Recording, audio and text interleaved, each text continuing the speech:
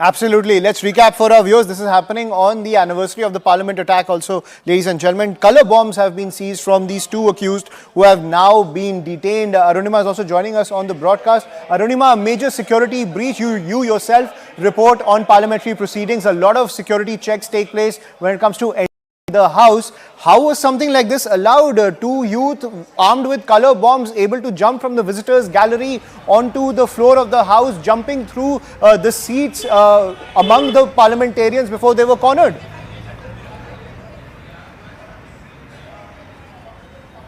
And I do not know, they were shouting some slogans which I couldn't make about.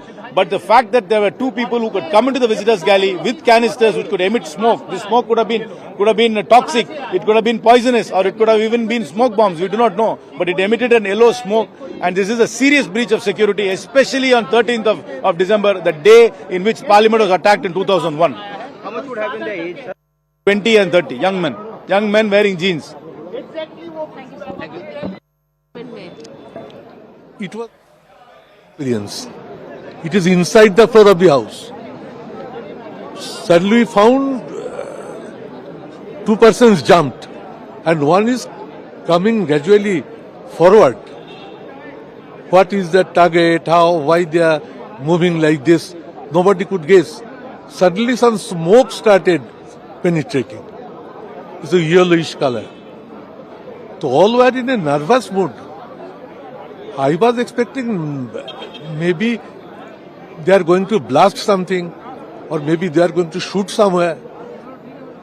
But ultimately all left the house. It is a security lapse. Today is the day.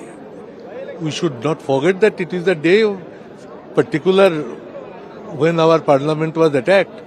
So how they entered into its instruments, releasing smoke, releasing sound, rushing one after one. No security inside the house. They at least jumped. Young people.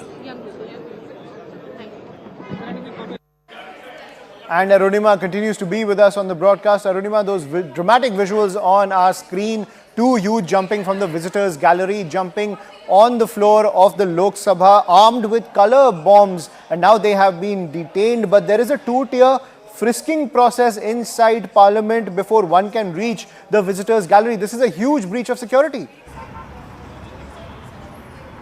Yes, that is the procedure. Where I'm standing is the new Parliament building.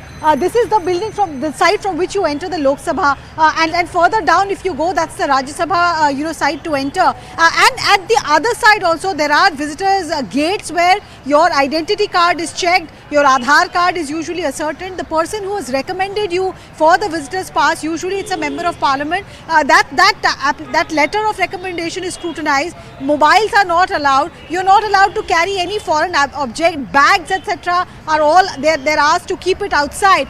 So how did this person or how did this duo manage to enter inside with what is being called smog cracker? Preliminary information that they have given, preliminary questioning that has happened, they have said that they were upset with the fact that the authorities were not listening to their grievance and they wanted to make a point. What exactly was their grievance?